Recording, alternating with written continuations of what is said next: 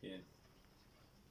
Buenas, mi nombre es Edgar Rodríguez, soy docente de la Tecnicatura de Construcción y en esta oportunidad vamos a estar hablando sobre la impermeabilización de una azotea, ¿de acuerdo? En este caso, en este primer caso, vamos a estar hablando entonces de una cubierta no transitable, ¿verdad?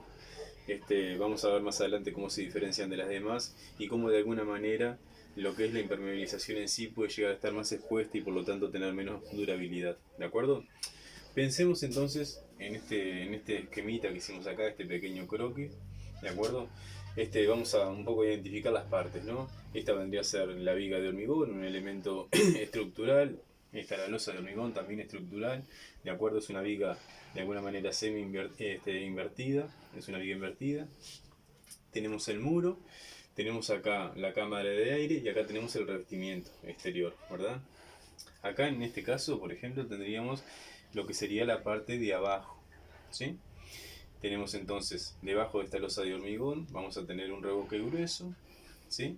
Enseguida vamos a tener una terminación, un revoque fino, y después, bueno, después podemos tener un enduido, una pintura y demás, ¿de acuerdo? Sigamos avanzando entonces por capas. Acá vamos a tener enseguida de la losa de hormigón una membrana de vapor que podrá ser de polietileno de 150 micras, pero bueno, en este caso hay mucha variedad, ¿no? Dependiendo un poco la disponibilidad del mercado. Enseguida vamos a encontrarnos con una pendiente de hormigón, va a ser un hormigón empobrecido, un hormigón de cascote, que solamente va a servir para canalizar el agua, para conducir el agua hacia una hacia el desagüe, ¿verdad? La pendiente, dependiendo de las dimensiones de la azotea y demás, pero va a variar entre 1 y 3 por ciento, entre el 1 y el 3%. Va a depender mucho de la distancia, va a depender mucho de, bueno, de otras características, ¿no? Que tienen que ver con las dimensiones de la azotea. Enseguida de eso nos vamos a encontrar, enseguida de esa pendiente de hormigón de cascote, nos vamos a encontrar entonces con una capa aislante de poliestireno de alta resistencia.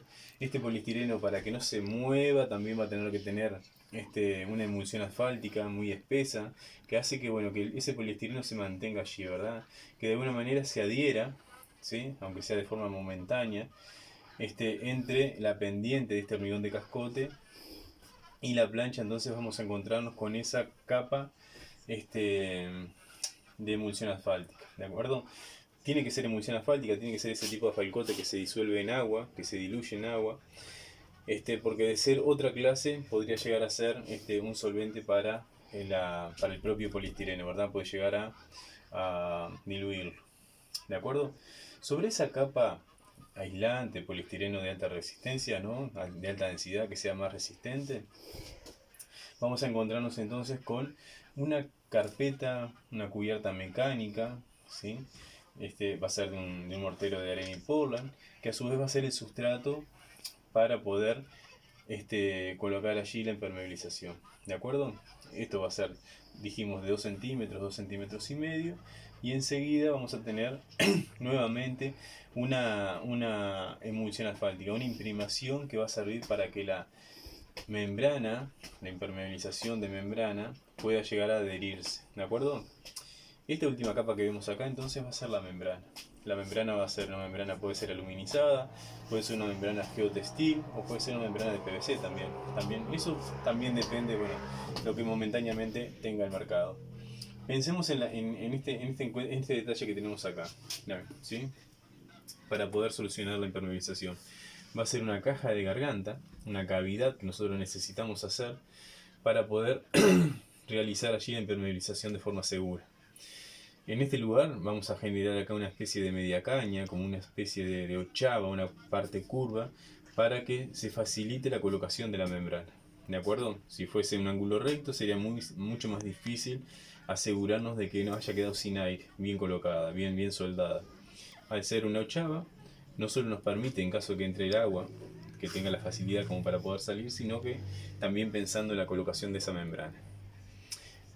En este caso lo podemos llegar a pensar en dos partes. Podemos llegar a pensar, por ejemplo, hasta acá una membrana que sea aluminizada, ¿sí?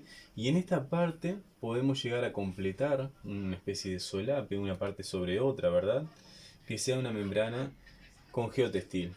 Porque esto nos va a favorecer después a la hora de poder llegar a completar, a cerrar esta caja de garganta, ¿de acuerdo? Esto lo vamos a hacer también con un mortero.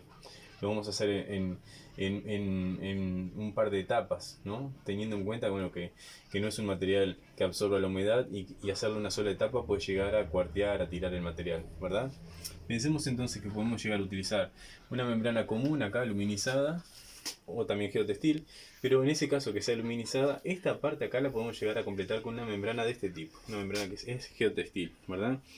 Este poliéster que tiene esta membrana, por debajo tiene el asfalto que ya siempre conocemos, pero este poliéster es lo que permite de alguna manera poder llegar a pintar o incluso soporta el revoque, ¿verdad? El revoque se llega a adherir, el mortero se llega a adherir.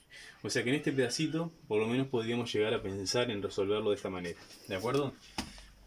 Bien, dijimos entonces que esta es una cubierta no transitable, ¿sí? Una azotea no transitable, y que a su vez la membrana está expuesta, ¿no? Expuesta al sol, expuesta a la lluvia, al frío y demás, ¿de acuerdo? Eso por un lado.